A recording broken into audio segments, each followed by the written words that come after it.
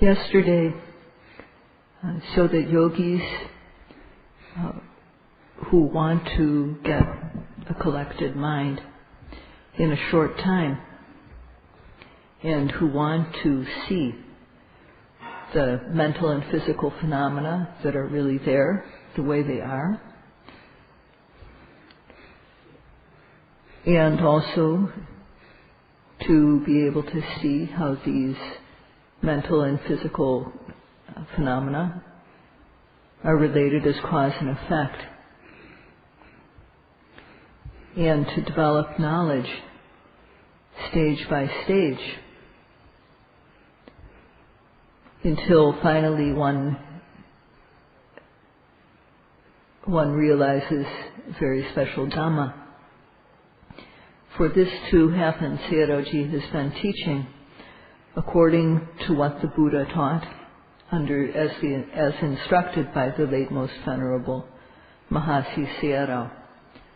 The teachers here have been teaching like this, combining the theory with what they know of the practice. And they have been urging the yogis in the practice. This task is extremely valuable. It is excellent. And it is guaranteed to work. So, Sayadaw and the teachers tell the yogis in order to awaken their faith so that there will be the desire to gain true happiness. And this is the teacher's responsibility to urge the yogis in this way. And during the practice, they also need to discuss with the yogis how the yogis are applying the practice. This is not like an examination, but it is truly discussion, a give and take. And the teachers, if they see that the yogis, how the yogi works is not straight, then they have to straighten it. If they see that the aim or something is not accurate, then they have to show how to make things accurate. And if there's something's missing, the teachers have to show how this missing item should be fulfilled. So the teachers have to correct the yogis. And the meditation teachers can just about do that much. So for this, to this end, Sayadaw spoke yesterday in detail about using a very obvious example, the most obvious example of what happens in the moment when one goes from standing to sitting down, how to observe at that moment and what happens. So if one performs the act of going from standing to sitting down without any awareness, then one won't know anything. But if one observes the process from the very start, observing it moment by moment, bit by bit, as the body gradually sits down, then one will start to discern the true nature that is happening at that moment. So one needs to apply one's energy. One needs to apply energy so that the mind will reach this sitting down action. And one has to apply aim. So when one does this, then the mind doesn't go anywhere else. So for the mind to reach the sitting down action, then one has to apply energy. And for the mind to be focused accurately on this process, then one has to aim the mind. The aiming is a jhanic factor. It makes the mind focused exactly. And this is needed every second of the time, these two qualities of aiming and effort. And if we do this, as Sayadaw mentioned, there's the form, there's the manner or position, and there's sabhava, true nature. And the mind will fall on one of these three. So the mind may reach the body. The mind will see the body.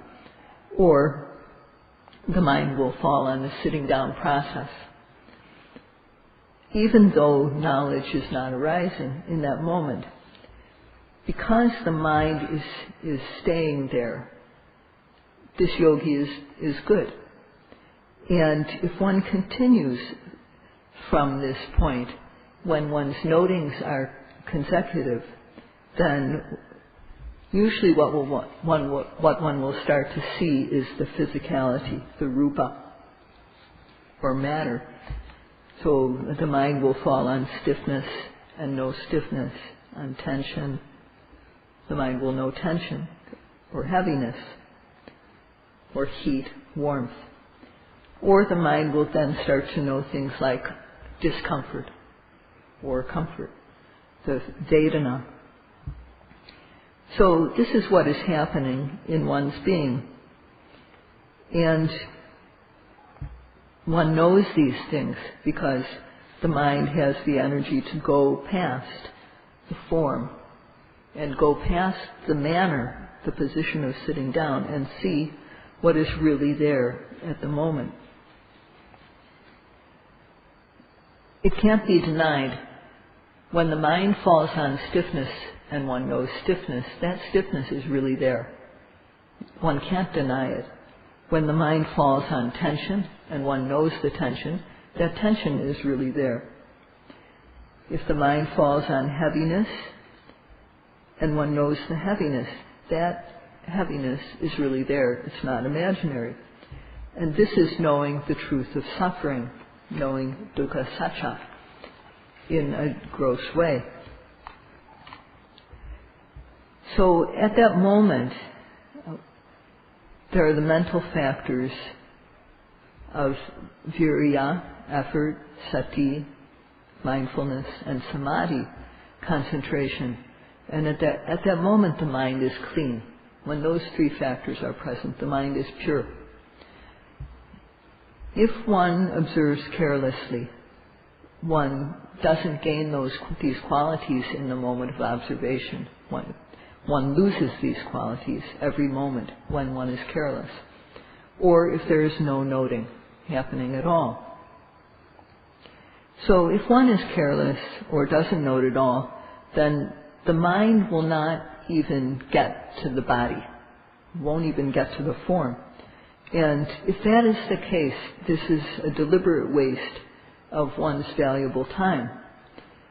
If one doesn't get the mind at least to observe the form, then if one practices carelessly for a week, nothing special will happen. If one practices carelessly for 2 weeks or a month, nothing special will happen. So in that situation, one is being careless with the practice, and the teachers will not take the yogi seriously anymore. And there's nothing the teachers can do in that case. So, coming here, the yogis have come from far away. They've separated from their families and left their work behind. So, if one comes here to do this type of work, which needs to be done carefully, it's something that one has to make effort in order to do. So if instead one applies oneself carelessly, or not at all, then one will have already lost the money one put into getting here. One is separated from one's family, so one isn't enjoying that. One has left work behind. If one does the work here carelessly, then one loses on both sides. So one has to make it worthwhile, having come here. And therefore, one should understand what the benefits are of the practice. And understanding them, one should value them, value the practice, want to get the benefits, and apply oneself to the practice in both a way that is respectful and careful, and without taking breaks. This is Sakacakirya and Satacakirya. In order to get samatha, concentration, and from here to distinguish between mind and matter, nama and rupa, and to know their true nature, one needs Sakacakirya, respectful practice, and one also needs Satacakirya. That's meticulous and continuous working. So this is what is mentioned in the text, that one needs to work in this way. And Sayadaw gives an example from the texts of how carefully, how respectfully and carefully one has to work. So when one is in a mountainous area, a forested mountainous area, and between two mountains or two hills, there's a big chasm. And across, to go from one mountain to the other, there's a very narrow bridge. This bridge is just wide enough to put one step down at a time. It's just wide enough for 1 foot, and that's all. So one has to go across such a bridge, such an extremely narrow bridge, very carefully. One has to walk with meticulous care, being aware of where one puts one foot each time. One can't move quickly in going across this very narrow bridge, because if one goes fast, one will fall off, and it's a long way down. So one has to go slowly.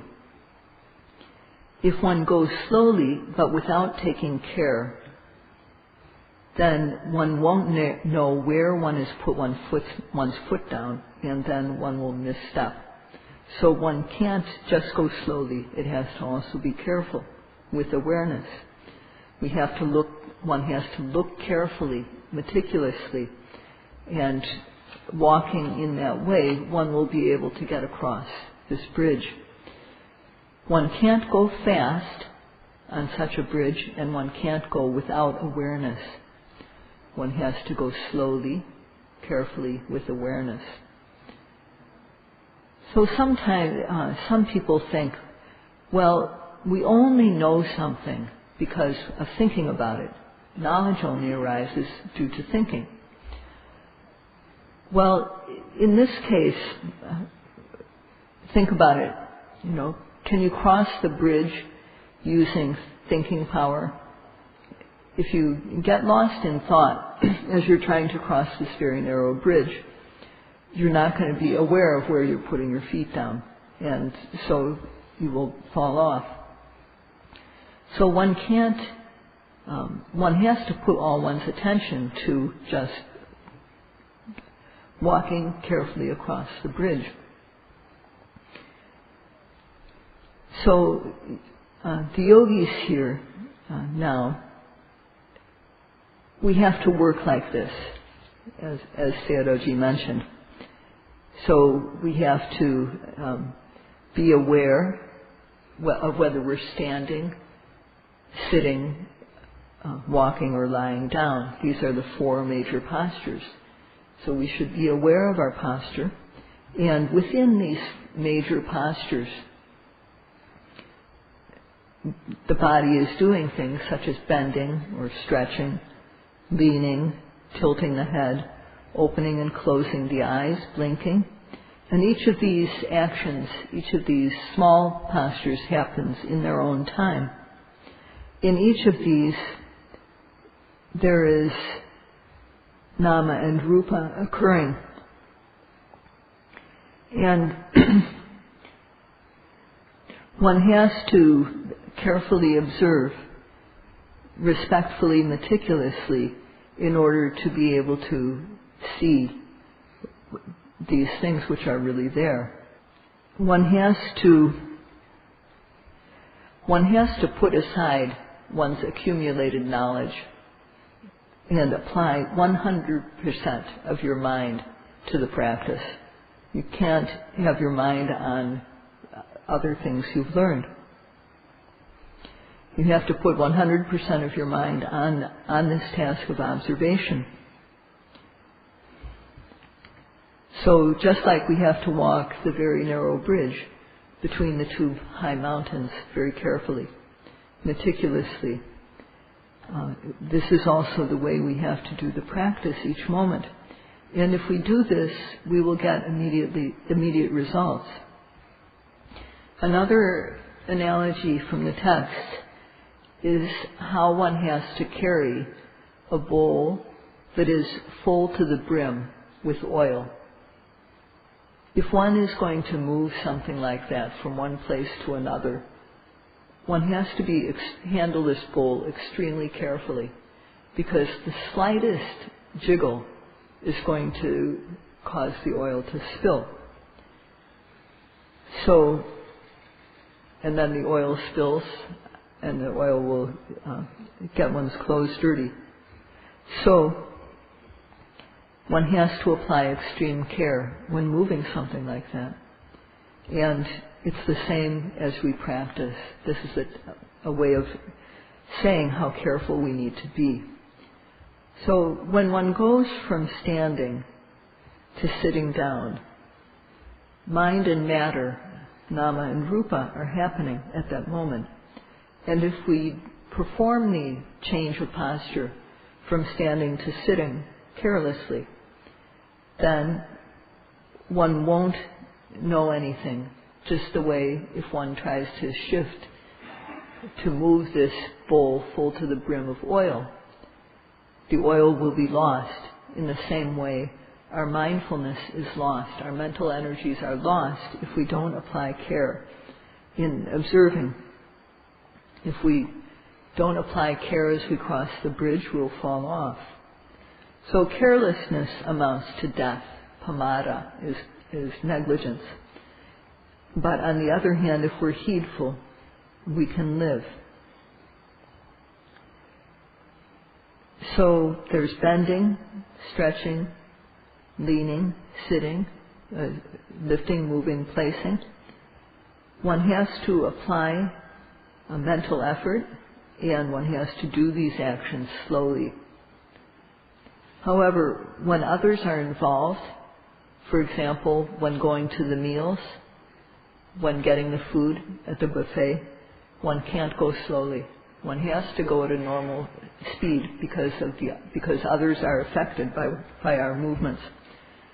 So the rest of the time, when other people are not involved and affected by our moving slowly, we can go as slowly as we want to. We can't do things carelessly. So one should, as Sayadaw mentioned, the mental factors which are needed. If one has faith and confidence in the benefits that come from the practice, desire to get the benefits, and one applies one's effort to observe plus aim so that one's mind is focused accurately. If one has these factors, then there is no need to do anything special to create sati, samadhi, and panya. Observation, concentration, and wisdom. Those things will happen naturally.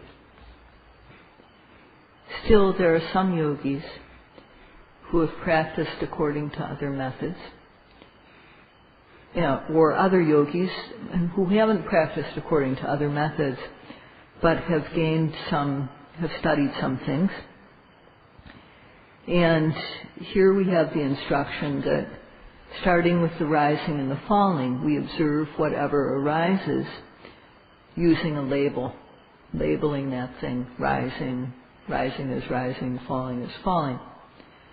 And this is needed. The reason why the teachers say to do this is because it's necessary. Some people think, well, there's no need to label. They think like this.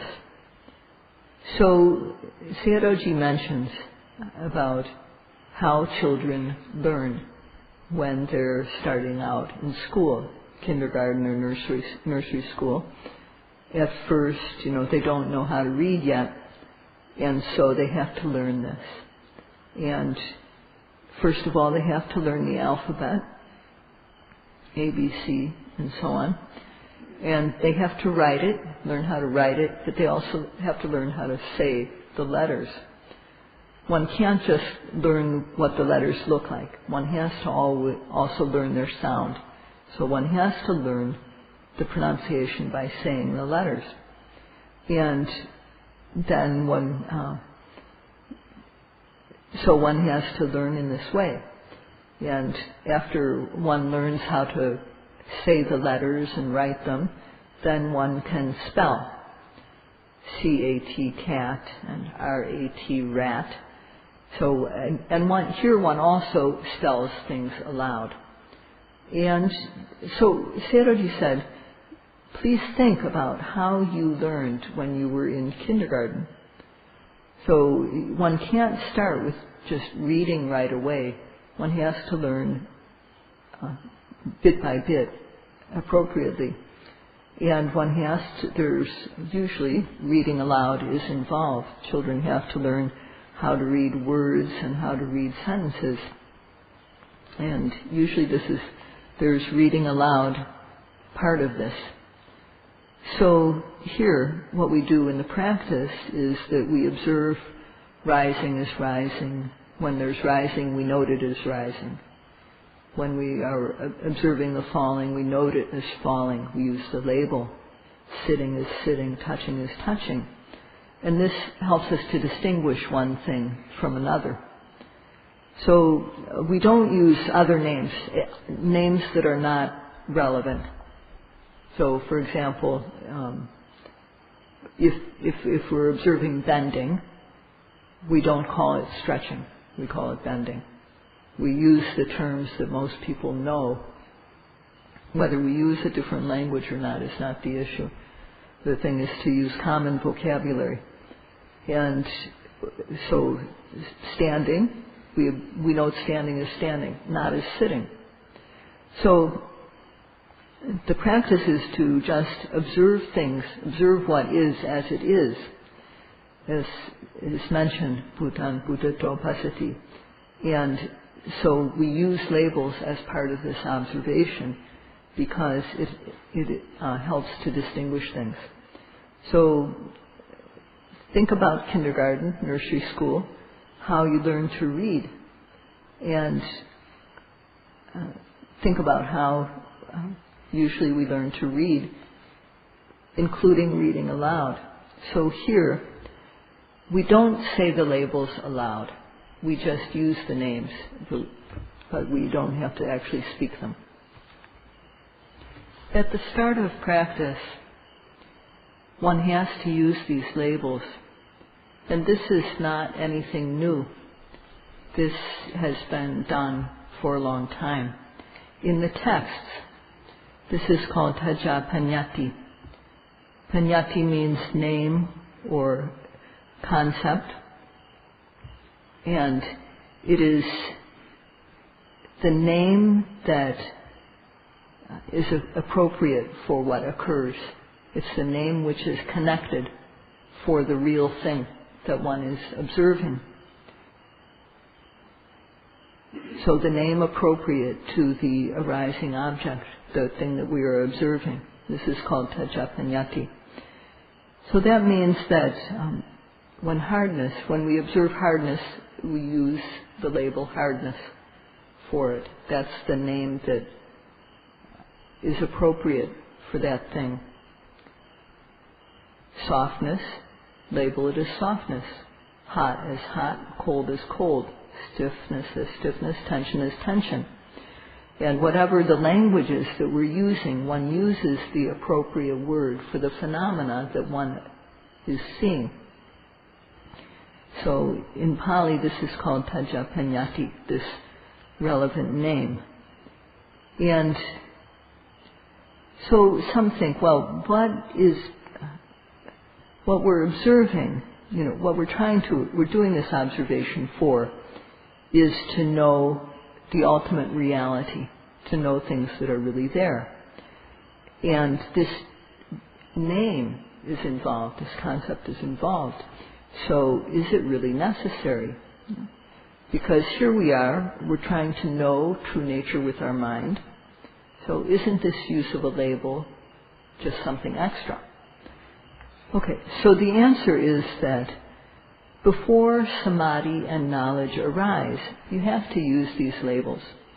But when samadhi and knowledge, that is, when the bhavana mind arises, one can't use these labels. There's no longer any need for them. So at that time, the object and the observation are happening precisely. They're meeting precisely time and again, and applying a name gets in the way. So in such instances, when samadhi and knowledge have arisen and bhavana is occurring, then one has two methods of using labels at that time. One can simply apply the label to whatever one can, just here and there, because one can't catch everything. Or one can just look at things, watch, without applying the labels. Before samadhi and knowledge have arisen, this type of observation is not realistic. A person can't just do this from the start. It happens after samadhi and knowledge have arisen.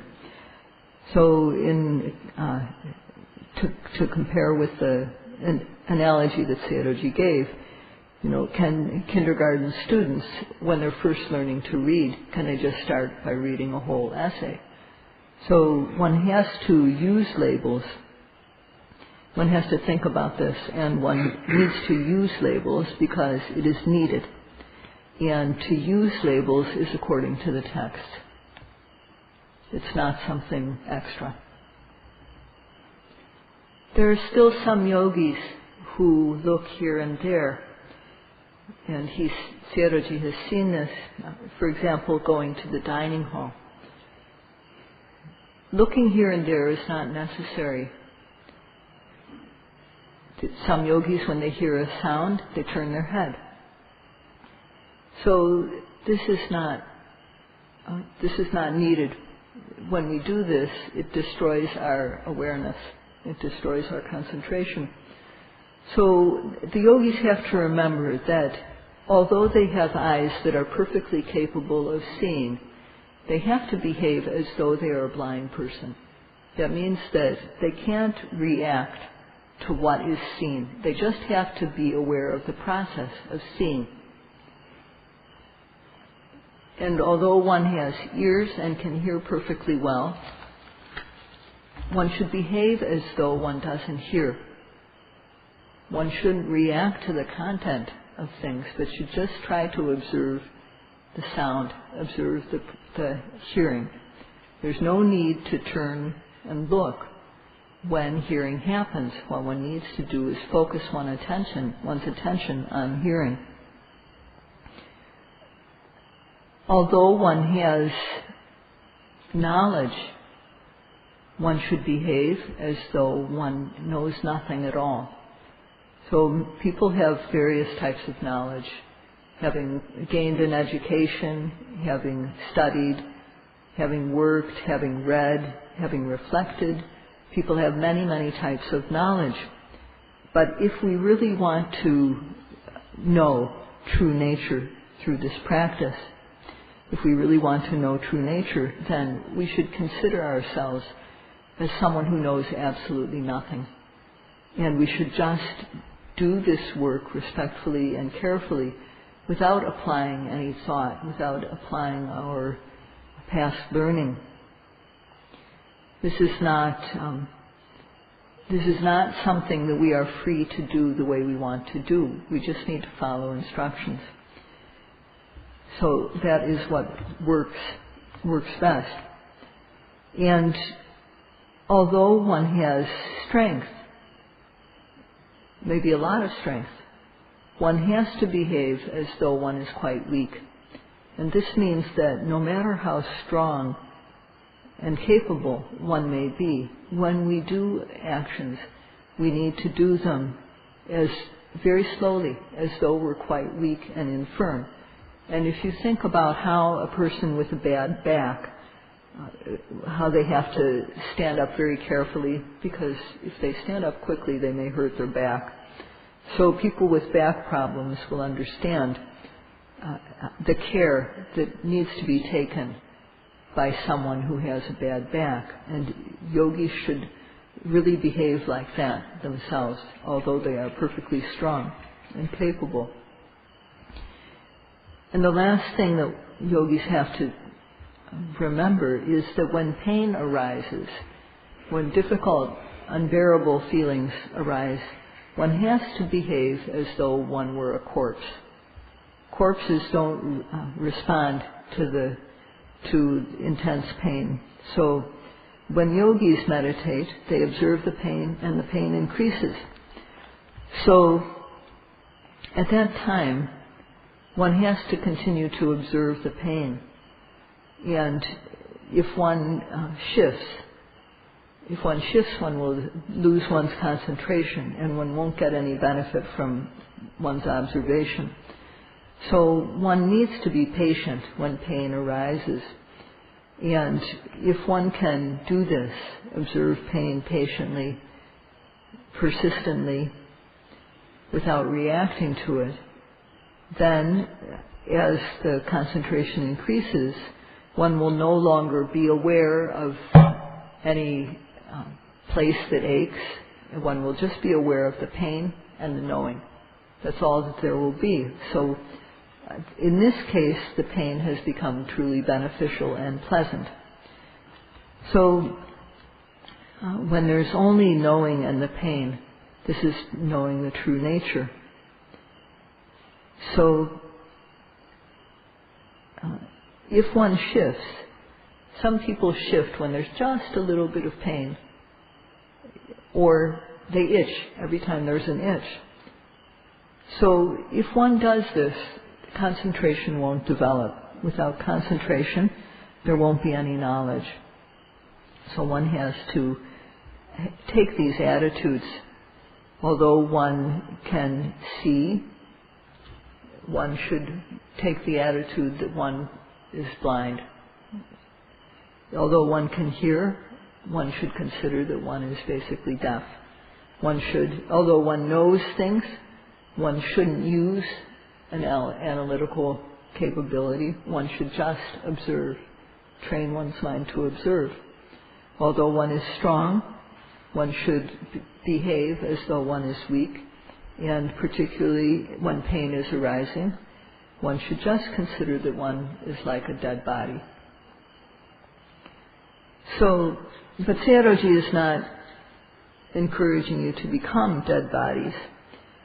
He's just urging you to apply yourself to the practice in a way that will develop knowledge. So he urges you very strongly to take these ideas to heart and apply them.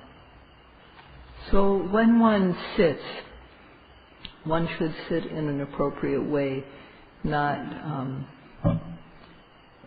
how should I say? I think Sayadaw was talking about holding one's knees up to one with one's arms. So one should sit so that one's back is up straight. And of course, when one is sitting for some time, then uncomfortable feelings arise. And because of these uncomfortable feelings, the mind becomes agitated. So we have to try to observe pain and as a way to develop knowledge. So our objective should not be to eliminate the pain.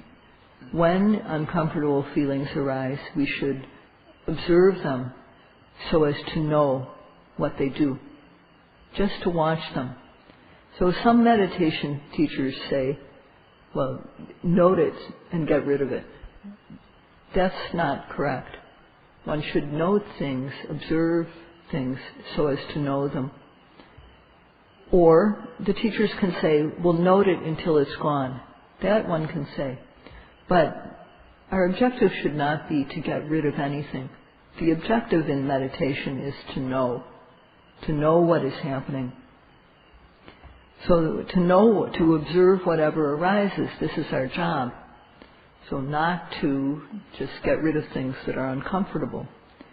So if when pain arises, one takes the attitude, I'm going to know this. I'm going to know this, how it behaves. I'm going to know it stage by stage. Then we know pain makes the mind wither. We know that pain is oppressive. And in order to know this, we observe. So then, if we can observe like this, our observation is correct. So Sayadaw wants to urge people to observe in this way, and that is all he will say for today. He will continue tomorrow. Sadhu, sadhu, sadhu.